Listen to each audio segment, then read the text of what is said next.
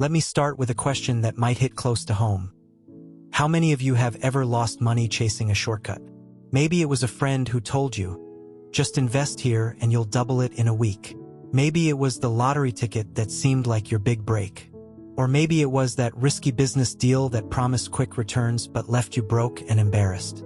If that's ever happened to you, you're not alone. The Bible addresses this very issue in Proverbs 13 verse 11. Wealth gotten by vanity shall be diminished, but he that gathereth by labor shall increase. Now, what does that mean? The word vanity here points to empty, shallow, or dishonest gain. In today's world, that looks like get-rich-quick schemes, gambling, Ponzi schemes, fraudulent deals, or even reckless speculation in financial markets. This kind of money may feel exciting when it lands in your hands, but it's like mist. It disappears before you know it. Let me give you a real-world example. Studies show that most lottery winners, people who suddenly receive millions, are broke within 5 years. Why? Because money gained without discipline is money easily wasted. It's like pouring water into a basket. No matter how much you pour, it can't hold. But the verse doesn't stop there. It contrasts vanity wealth with wealth gained by labor. He that gathereth by labor shall increase. That's steady work. That's consistent saving. That's wise investing. That's running your business with integrity. It's not glamorous, but it grows. Let's talk financial terms. Vanity wealth is like gambling. It gives you short-term spikes, but no foundation. Labor-built wealth is like compound interest. Small, steady deposits that grow into something massive over time. You don't notice the change at first, but years later, you look back and see increase. And this isn't just about money. It's about character. God uses the process of steady work to shape us. While you're building slowly, you're also learning discipline, patience, and responsibility. That way, when the blessing comes, you're able to sustain it.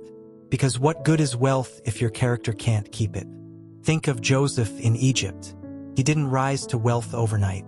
He went from pit to prison before the palace. And when Pharaoh finally put him in charge, Joseph had the wisdom to save during the years of plenty and provide during the years of famine. That's Proverbs 13 verse 11 in action. Labor, discipline, patience, and ultimately increase. Now let me flip the coin. Look at those who cut corners. Fraudsters, scammers, people chasing vanity wealth. They may shine for a moment, but where do they end up? In shame, in debt, or even behind bars. Their wealth diminishes, just as the scripture says. So the question is, which path are you walking? Are you chasing vanity, or are you building slowly with integrity? If you're tired of financial frustration, the solution isn't in shortcuts.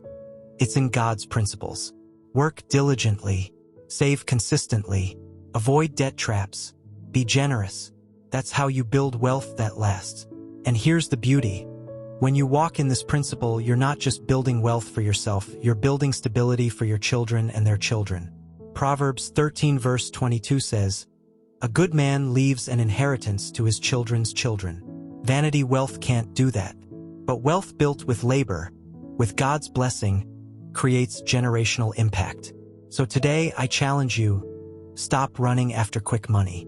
Stop envying those who look like they're winning with shortcuts. Their end is always loss. Instead, commit to God's process. It may be slower, but it's surer. It may not wow social media, but it will sustain your family. Wealth built on labor, discipline, and God's blessing doesn't just last a lifetime. It echoes into eternity.